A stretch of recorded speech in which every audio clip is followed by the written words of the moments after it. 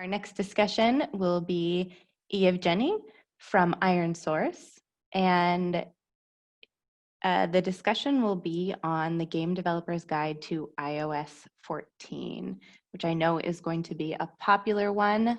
iOS 14 has already come up quite a few times today. Welcome, Yevgeny. I think we're all pretty excited for this one. Hey, Kaylee. Good morning. How are you? I'm good. How are you? I'm good. Thank you so much. Really happy to be here. Yeah, welcome to the stage, the digital stage. Yeah, that's what it is. That's what it is. All right, I will pass it off to you. We're all excited to hear about iOS 14.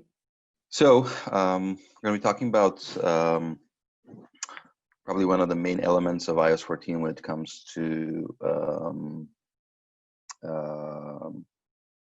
I'd say the most disruptive change of iOS 14, and we're talking about a framework that is called App Tracking Transparency. My name is Yevgeny Peres. Been with the ironSource for around 8 years by now. I'm based in San Francisco. And ironSource a mission is basically to build a top growth platform from game developers. Currently, our technologies is integrated on mobile to pretty much almost every one of the top game developers out there, and through that platform, which focuses on maximizing revenue from users.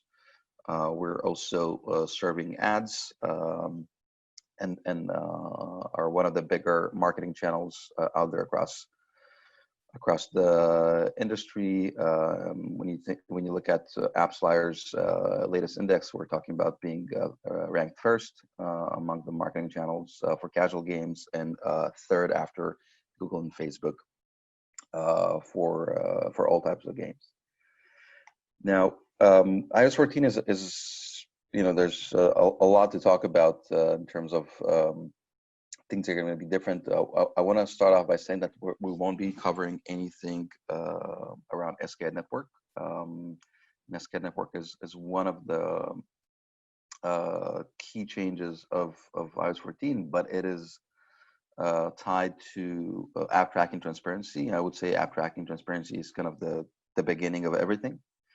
One of the main things that happened in the last couple of weeks is that Apple has decided to postpone the functionality, the tracking, it's the enforcement of the app tracking transparency framework. I'll explain what does that mean, because the reason it was postponed because people need to invest much more time to be ready for that, and that will be the main topic for this call. And we're going to be talking about asking permission or not asking for permission to track users. If you do decide to ask, how to ask and when to ask, and we're going to summarize at the end the main takeaways. Feel free to ask any questions or reach out to me after this presentation. Now, a bit of background and history around app tracking transparency, which is introduced now, literally these days. It's very important to understand what's behind this change. 8 years ago, iOS 6 was introduced. This was kind of the beginning of the story from my perspective, is when limit ad tracking was introduced, and limit ad tracking was a hidden feature on the iPhone that a user had to go through a couple of screens. I believe this was like the fourth layer deep, where it was basically the user asking anyone not to track him. This was iOS 6. This was 2012, I believe. And in the next 4 years, I'd say not much has changed, because the only thing that was introduced is that flag, and it seems that Apple wanted to keep honing in on the topic of privacy, which is what this is about, basically. And in iOS 10, something changed. And what changed was that Apple decided to take things into their own hands when it comes to really blocking the technical capability to track users. And back then, when it comes to tracking and serving ads that are targeted to the user's behavioral interests. It was relying on an identifier that is called IDFA. The IDFA did not exist before iOS 6. It was introduced together with the limited app tracking toggle. And in iOS 10, what it was introduced is the ability to reset the advertising ID, and also if the flag, if that toggle is on, you had no ability to really gain access to the true identifier of that user.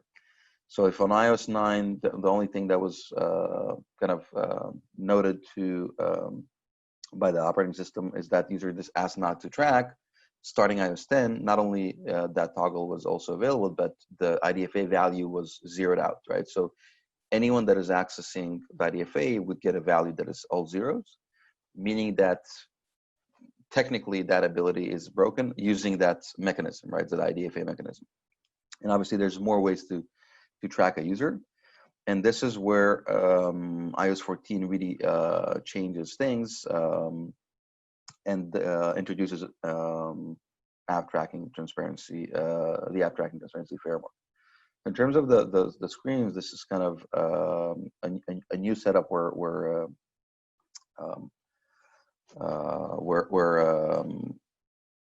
the screens change and limit app tracking no longer exists. And in this new setup, basically, what is there for the user is the control to whether or not to allow apps to ask him or her to request to track him. And what that means is one of the main changes here is that the permission to track the user is moving from the operating system level, from the device level, to the app level. And that permission will need to be asked per app. So even if you do have access to IDFA on one app, it doesn't mean you're going to have access to the same user on a different app. And that basically by itself is breaking one of the main mechanisms used for tracking. And it's also the only mechanism that is technically broken by Apple if permission is not granted. On the right here, you can see how this framework looks like in front of the user. So upon triggering this prompt to the user, basically we have the app name asking for permission to track the user across apps and websites owned by other companies. And the options here are not are focused on tracking, right? Basically, the opt-in option is allow tracking. The opt-out would be ask app not to track. We're talking about other companies tracking you, right? So if you're a family of 5 apps, if you're a big publisher and you want to track your users within your own apps, that's something that is okay by Apple. It doesn't mean that you will have access to IDFA across the apps, but from Apple's perspective, you're okay with tracking your users across your own apps. And the small message here below is kind of the only thing that you can customize. I'm going to touch it in a bit, but this is where Apple kind of allows the developer to explain why are they asking to track the user. There's a lot of compliance issues here around how that message should look like. I'm not going to go into that, but this is definitely something to invest time in reading all the documentation related. The framework itself is about requesting the permission. Like I mentioned, one of the most interesting parts here is in order to avoid kind of spamming the user, this will prompt a single user only once within an app, right? So this is something that is very important to acknowledge, because the way Apple goes about it is that you kind of have one shot to ask the user and get his permission, and you will not be able to really kind of spam him with more and more permission. This is, I think one aspect here is user experience. Obviously, the other aspect here is kind of respecting the user's privacy and his decision not to be tracked. One of the most interesting parts here is that this pop-up will appear only when you ask for the first time, and also the user has the allow apps to request to track toggle on. And one of the key things to understand here is that this toggle will be on by default to many users, and these users will be mostly users that currently have their limit ad tracking toggle on.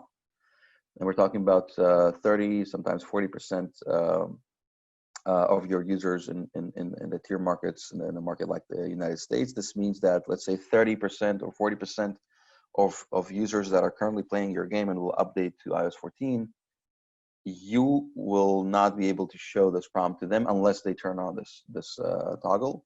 And this by itself questions, in general, should you even ask to track those users because of how significant that impact of that toggle would be.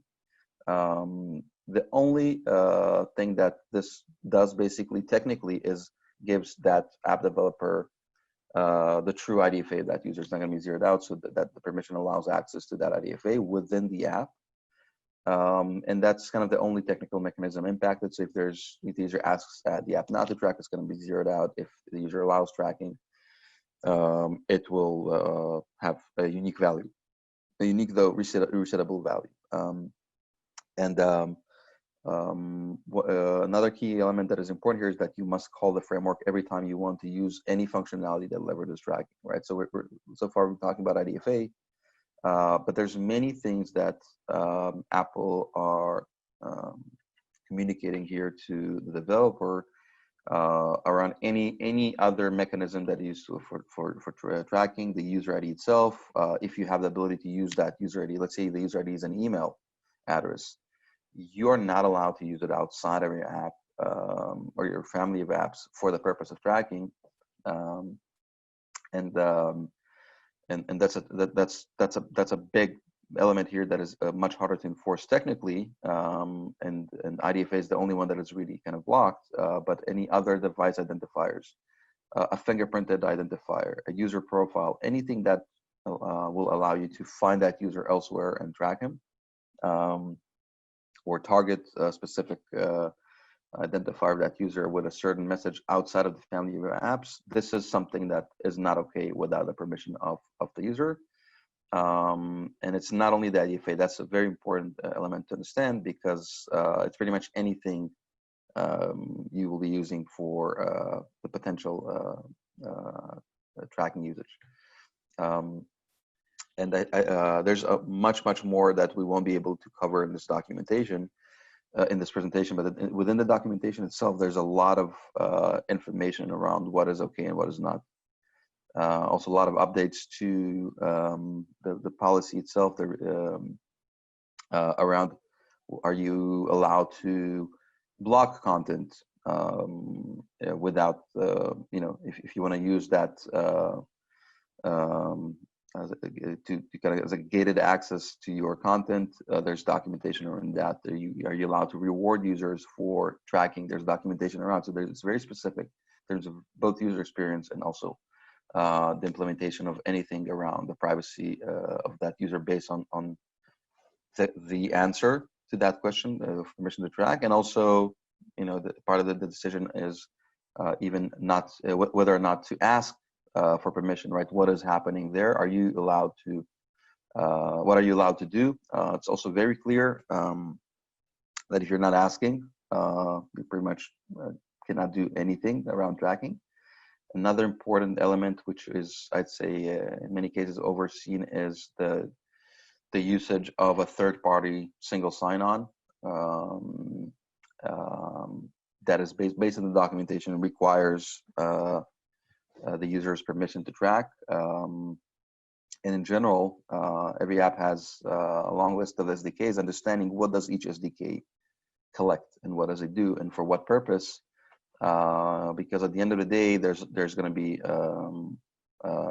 code running within your game It's very important to understand what is collected and for what purpose. If you are asking for permission to track, if you're not asking, if the user agrees or not, that's a big part of that kind of behind that permission to track. And since there's a lot of elements here that are disruptive to the game itself, to each game, pretty much. Apple, this is a week and a half ago, basically decides to delay the feature of, I'd say that it's more around the enforcing the tracking related changes. App tracking transparency framework is still out there. If you want to use it, you can use it. But basically, the idea here is we want to give more time to developers to make the right changes in terms of how it's implemented. And it will require that part to be enforced early 2021. That is the latest message from Apple. So, well, there's a sigh of relief on that front. There's a lot of things that need to be done here, and I want to cover a couple of them next couple of minutes. As part of that notice, basically, in that interim phase until the Apple decides to pull the trigger, there's one small element that has changed, and it is within kind of the different statuses of a user's current state of permission. And basically, it questions whether or not you should be asking for permission until they pull the trigger. The reason here is that if you are trying to access IDFA without the permission to track, you're going to get it. It's fine. It's there based on kind of the master toggle. But if you decide to ask the user to request his permission to track, kind of once that is implemented, any user that says no, you will be getting zeros. So this kind of questions everything in that interim phase. So if today I have, let's say, 70% of my users, I have access to their IDFA, so this means I can keep moving forward with how I'm used to operate around user acquisition, around ad monetization, around how I track users across apps. If I do decide to ask for permission, and many developers have been focused a lot last 2 months, 3 months almost in developing the right methodologies around it. If you really ask, you're going to lose access to that IDFA if the user does not approve permission to track. And that's something that is important to understand for the interface, because part of the next couple of months will be getting ready around how do I ask, when to ask, and whether or not you ask the user at all.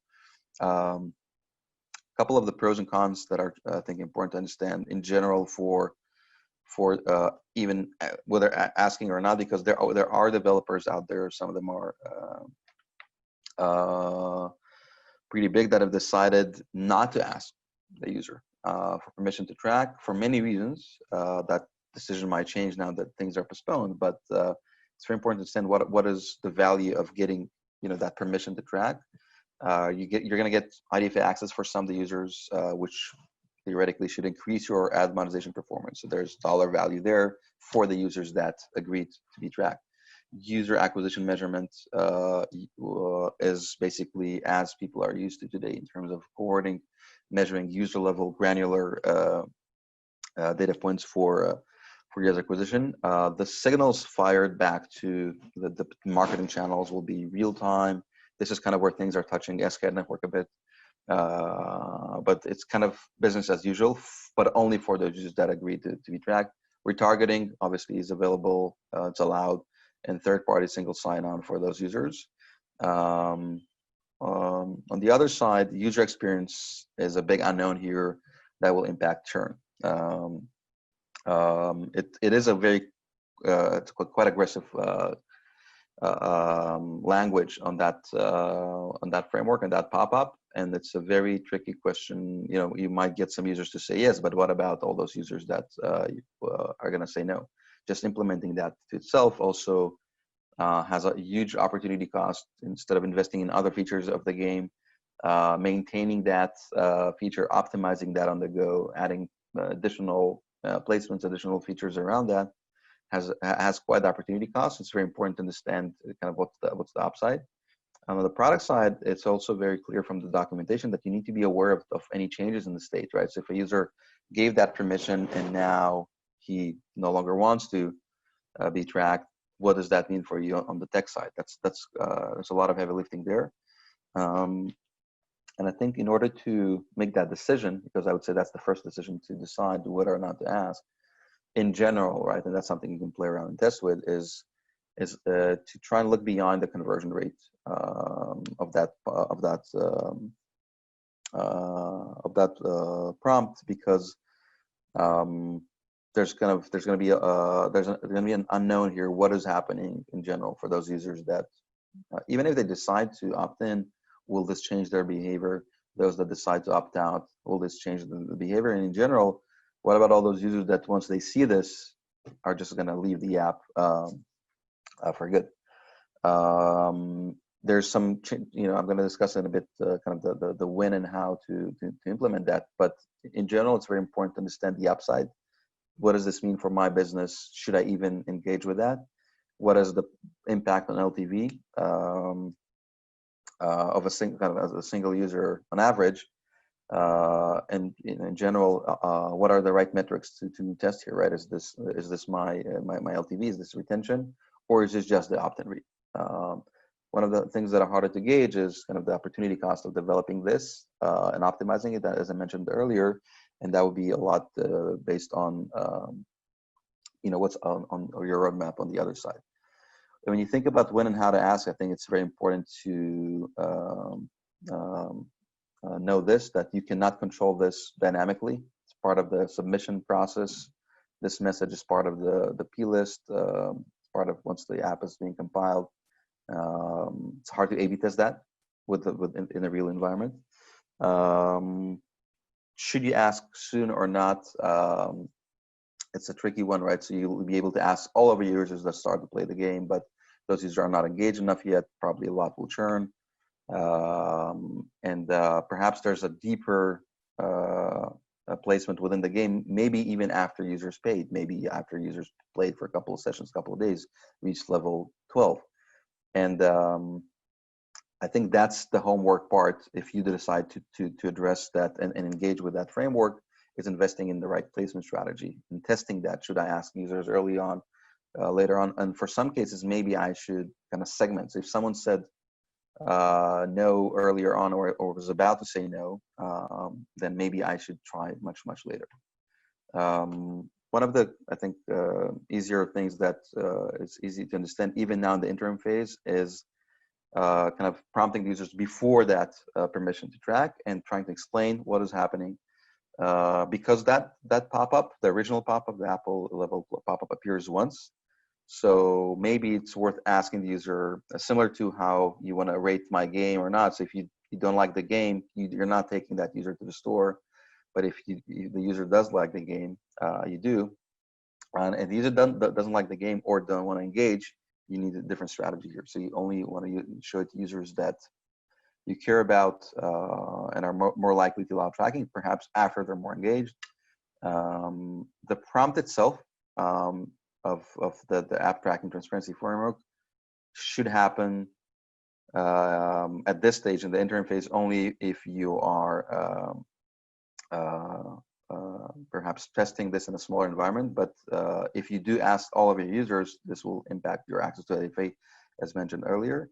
And in general, there's going to be the 30-40% that don't even have that toggle on. Perhaps you should consider a deep link flow to allow to request to track. That's the advanced mode, I'd say. In general, segmenting those users that didn't like the prompt differently. How do you kind of convince them down the road, and pick the right placement, and how do you implement that within your app? I think is part of the homework to be done now. In the interim phase, maybe you want to really test the full framework, but maybe only for, I don't know, 5-10% of your users, because you're going to be losing access to the IDFA for those users. So maybe it's on a certain day you test that certain geo and kind of gauge the message there. But again, if you test this across the board, you're going to lose IDFA to anyone that says no. The main takeaways, I'd say, in the short time that we talked about it, I think is there's a lot of work, a lot of development, a lot of product work here. And kind of prior to that, researching and deciding whether or not to even invest in this. And if you do, kind of understand how you invest in the placement strategy within each game. It's going to be different. How are you going to be controlling that flow for those users? And definitely starting the testing of the prompt design. Also researching what others are doing. How will that work for you? Is that a good fit? And again, I'd say in the interim phase, make sure that you understand the implications of testing this at scale. That means you're going to be losing IDFA access, and this is something that perhaps you want to test in a smaller environment, while testing all the other things that are leading to that question in full speed. That's it. Any questions?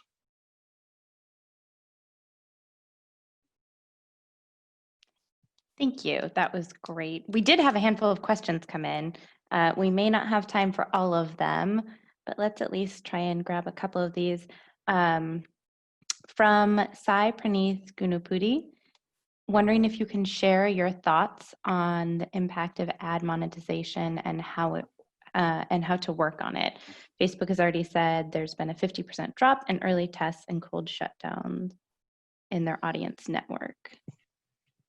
Yeah, well, I'll let Facebook speak to that, but it seems that, and definitely we don't have enough time to answer that. But in general, the answer here is that the whole kind of funnel of ad monetization, as a result of how user acquisition will look, especially because advertising within games is mostly other games, will be impacted by this. And this allows us to have more time to invest in the right tools. So does for Facebook Audience Network. I believe that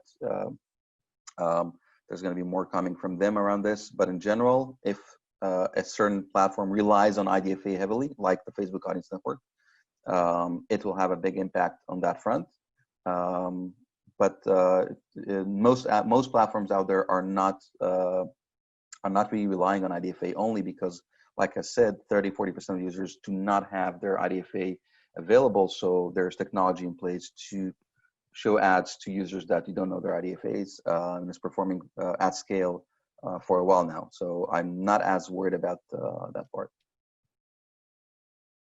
Okay, great. I think we should wrap it up there, but Yevgeny, thank you so much for your time and insights on iOS 14.